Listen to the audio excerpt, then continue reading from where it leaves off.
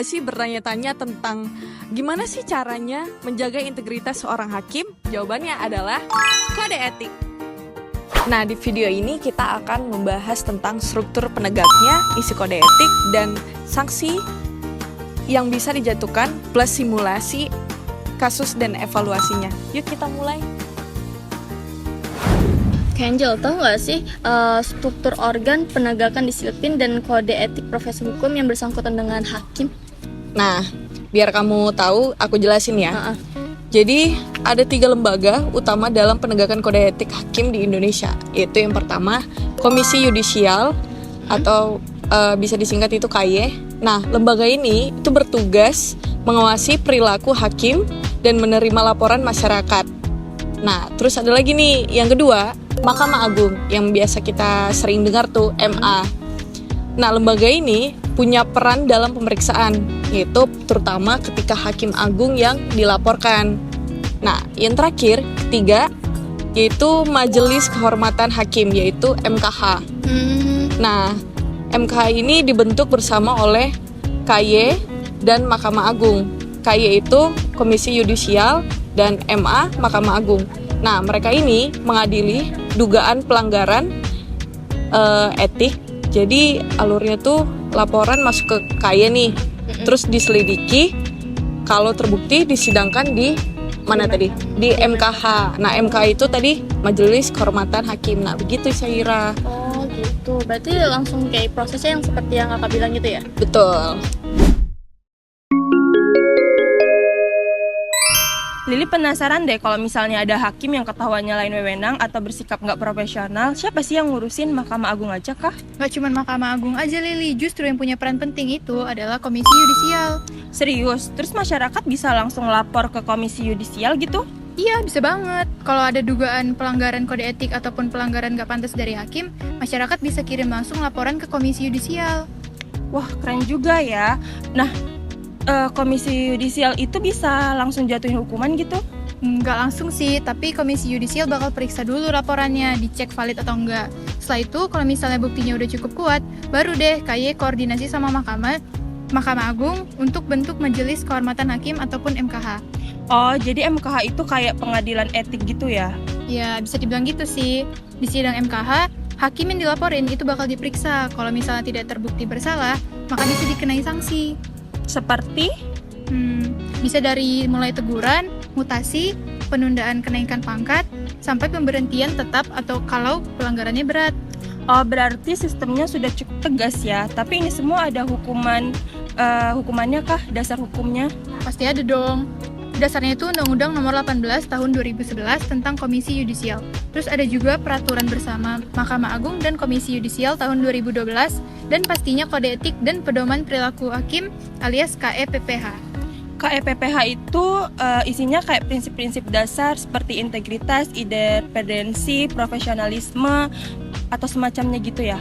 Bener banget. Ada 10 prinsip utama di KEPPH. Semua hakim itu wajib patuh karena itu bakal jadi acuan moral sekaligus profesional mereka. Oh, Lili jadi yakin sih penting banget peran Komisi Yudisial buat ngejaga kepercayaan publik sama lembaga peradilan. Bener banget, karena sekuat apapun hukum, kalau yang menjalankan yang gak punya etika, bisa runtuh semua.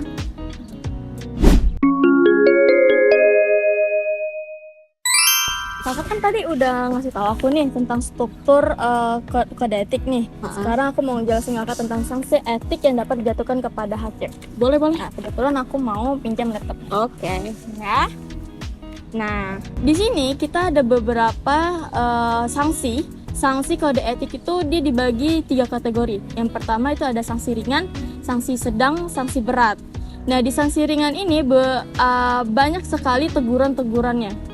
Tapi kita ambil poinnya 3 aja ya kak. Nah, di teguran pertama itu ada teguran lisan.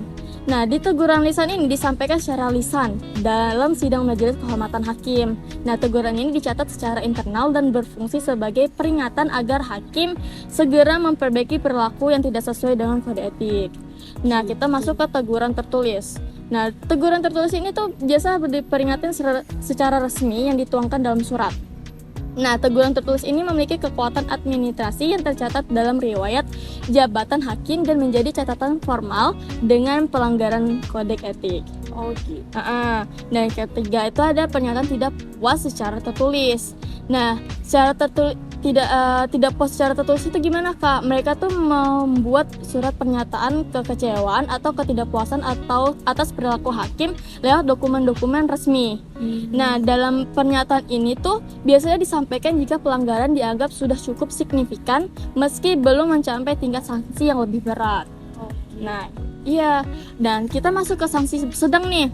Sanksi sedang ini diterapkan untuk pelanggaran yang berdampak pada penilaian profesionalisme dan integritas hakim, meskipun belum mencapai level pelanggaran yang sangat berat itu. Stop.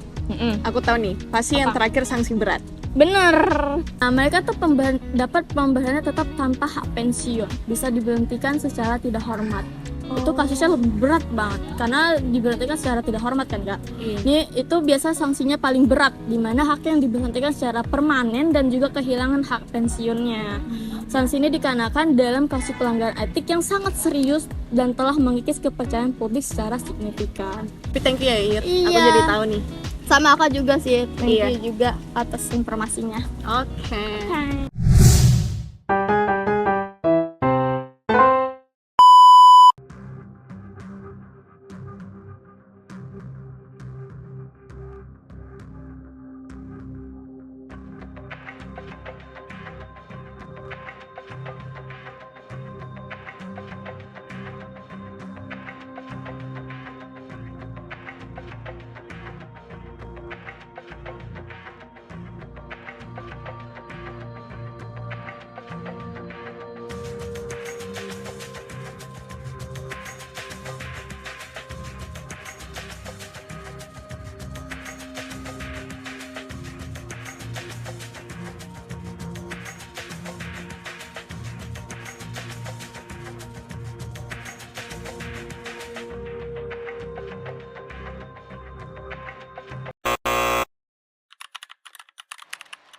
Simulasi kasus pelanggaran kode etik hakim.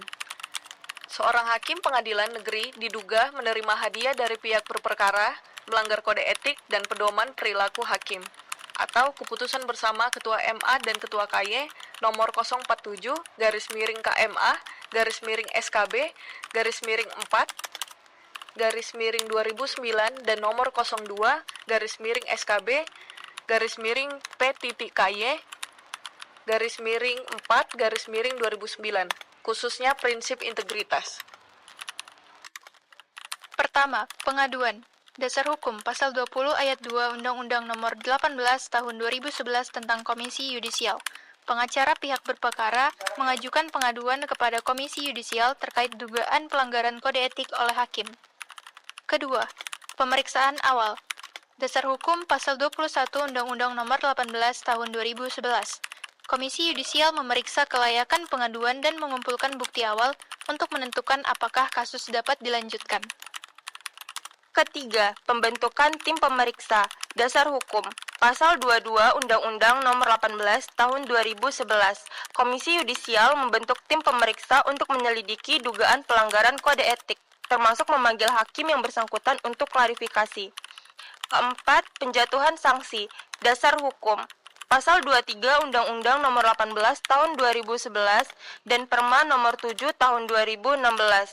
Setelah terbukti menerima hadiah, Komisi Yudisial merekomendasikan sanksi berat berupa pemberhentian tetap dengan hak pensiun, yang kemudian disetujui oleh Mahkamah Agung. Kelima, pelaksanaan sanksi. Dasar Hukum Pasal 24 Undang-Undang Nomor 18 Tahun 2011. Keputusan pemberhentian hakim diumumkan secara resmi, menjaga integritas lembaga peradilan dan kepercayaan publik terhadap sistem hukum. Simulasi ini menunjukkan mekanisme singkat penegakan disiplin berdasarkan ketentuan hukum yang berlaku di Indonesia. Menjelaskan tentang mekanisme prosedur kode etik profesi hakim. Sini saya akan menjelaskan tentang kekurangannya. Yang pertama ada ketidakjelasan prosedur. Mekanisme penegakan kode etik profesi hakim dapat memiliki ketidakjelasan prosedur, sehingga dalam menentukan sanksi mereka akan sulit menemukan yang tepat. Yang kedua ada subjektivitas. Mekanisme penegakan kode etik profesi hakim dapat memiliki subjektivitas dalam menentukan sehingga menyebabkan ketidakadilan. Lalu yang ketiga ada keterbatasan sumber daya. Mekanisme penegakan kode etik profesi hakim dapat memiliki keterbatasan sumber daya sehingga dapat mempengaruhi efektivitas penegakan kode etik. Nah, selanjutnya adalah kelebihan dari mekanisme penegakan kode etik hakim. Yang pertama adalah meningkatkan integritas. Maksudnya adalah meningkatkan profesionalisme hakim dan kepercayaan diri dalam menjalankan tugas dengan adil dan jujur.